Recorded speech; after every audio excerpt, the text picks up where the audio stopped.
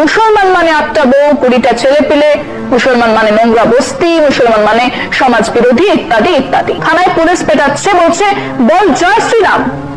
কি হয়ে গেল আমাদের? সবার রক্তে রাঙা এই দেশের মাটি, কারোর বাপের সম্পত্তি নয়। মেইনস্ট্রিম মুভমেন্টের প্রতিটা জায়গাতে কৃষক থেকে শ্রমিক থেকে নাগরিক আন্দোলনে এই প্রথম তারা একদম সামনের সারিতে। 47-এর পর থেকে একটু মুসলমানদের অবস্থাটা দেখে নেওয়া যাক। মুসলমান সম্প্রদায়ের 40% মানুষ গরিবী সীমার নিচে, মাসে রোজগার 850 টাকারও কম। এমনিতেই দেশে 10% মানুষের কাছে 75% সম্পদ রাখা আছে, আর 60% মানুষের কাছে 4% কম। সেই দেশে এই আয় এমনিতেই কম, সংখ্যালঘুদের অবস্থা আরো খারাপ। মুসলমান একটি মানুষের প্রতিদিনের আয় 32 টাকা 70 পয়সা, অথচ মুসলিম জনসংখ্যার 35% আমাদের দেশের শ্রম শক্তি। তাদের শ্রম মূলত কনস্ট্রাকশন, বেকারি, সেলাই, কুকিং ইত্যাদি ক্ষেত্রে বিরাট ভূমিকা রাখে। তাদেরকে সব দল কখনো না কখনো ভোট ব্যাংক হিসেবে ব্যবহার করেছে। কখনো এই মসজিদের ইমাম, কখনো ওই মসজিদের ইমামকে সামনে দাঁড় করিয়ে রাজনীতির বড়ে হিসেবে ব্যবহার করা হয়েছে। কখনো তাদের বিরুদ্ধে মেরুকরণ, তাদের দিকে ঘৃণা ছড়িয়ে মেরুকরণের রাজনীতি হয়েছে।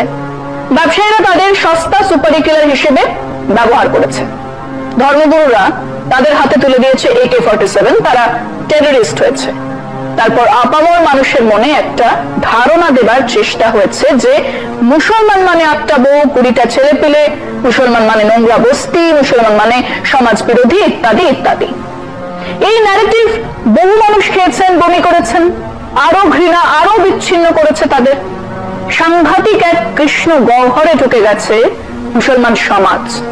ওদিকে তাদের ভেতর থেকে যে একটা রাজা রামমোহন রায় বা বিদ্যাসাগর বা বিবেকানন্দ বেরিয়ে আসেনি, এটাও দুর্ভাগ্য। ঠিক এই সময় রাজনীতির কারবারিরা এবার সরাসরি সক্রিয়। আরো বড় মেরুকরণের দিকে তারা ছাঁকনিতে ছেঁকে নিয়ে ডিটেনশন সেন্টারে ফেলে রাখা কিংবা বাইরে দ্বিতীয় শ্রেণীর নাগরিক।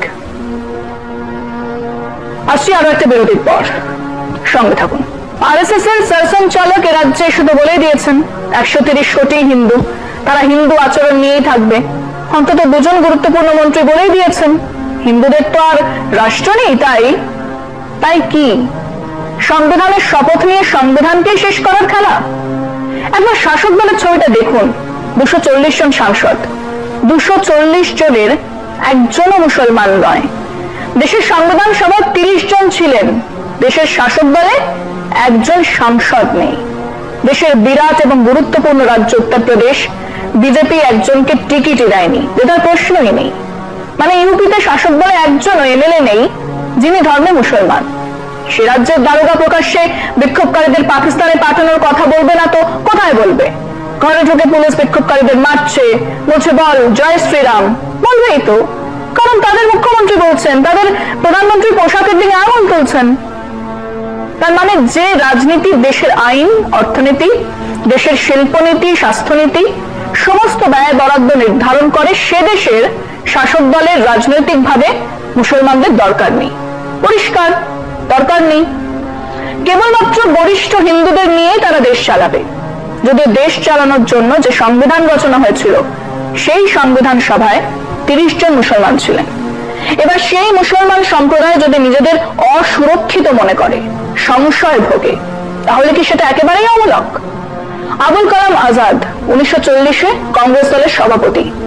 তার ভাষণে বারবার পাওয়া যাচ্ছে যে ভারতবর্ষে মুসলমানদের অস্তিত্ব কেবল সংখ্যালঘু হিসেবে থাকতেই পারে না, তারা দেশের মূল স্রোতের অভিন্ন অঙ্গ। তিনি বলছেন যে সমুদায় হিসেবে মুসলমানরা এখানেই সুরক্ষিত, জিন্নার সঙ্গে নয়। দেশ স্বাধীন হওয়ার পর জওয়াহরলাল নেহেরু, ইন্দিরা গান্ধী, মোরারজি দেসাই, জগজীবন রাম, চরণ সিং বা সংসদের বিশিষ্ট নেতাদের কথা শুনে তো মনে হয়নি মুসলমানরা আমাদের রাজনৈতিক সামাজিক জীবনে কোনো বিচ্ছিন্ন অঙ্গ। অথচ আজ সে সমস্ত ধারণাগুলোই বদলে যাচ্ছে। পাশে মানুষটার মাথায় ফেস থাকলে দৃষ্টি পাল্টে যাচ্ছে। পরনে পোশাক দেখে চেনার চেষ্টা হচ্ছে পড়শি কে, কে কোন খাবার খাবে বা খাবে না তাই নিয়ে কাজিয়া হচ্ছে। পিটিয়ে মানুষ মারা হচ্ছে কারণ সে মুসলমান। থানায় পুলিশ পেটাচ্ছে, বলছে বল জয় শ্রীরাম। কি হয়ে গেল আমাদের? 47 থেকে আমরা এগিয়েছিলাম ধর্ম নিরপেক্ষ সংবিধান নিয়ে, এগিয়েছিলাম আরো উন্নত দিন আনা জন্য কোথায় কোন বাঁকে ভুল পথে নেমে পড়লাম আমরা? বিজেপি সরকার তো একটা বিল এনেছে, তারা তো তাদের ঘোষণা মতো এগোচ্ছে হিন্দু রাষ্ট্র করার দিকে, কিন্তু আমরা বৃহত্তর সমাজ, উদার তার্কিক ভারতীয়, আর্গুমেন্টেটিভ ইন্ডিয়ান্স কোথায়? রবি ঠাকুর আমাদেরই রাজ্যে রাস্তায় নেমে রাখি পড়ালেন, সম্প্রতির কথা বললেন। বিদ্যাসাগর ধর্মের উপরে জ্ঞান শিক্ষাকে স্থান দিলেন। রামমোহন এই মাটিতে দাঁড়িয়ে হিন্দু ধর্মের কুসংস্কারের বিরুদ্ধে লড়লেন। সেখানে আমার দেশের 18-20 কোটি মানুষ নিজেদেরকে অসুরক্ষিত মনে করছে, সংশয় আছেন, যদিও তাদের 30 জন আমার দেশের সংবিধান তৈরি করতে সাহায্য করেছিলেন।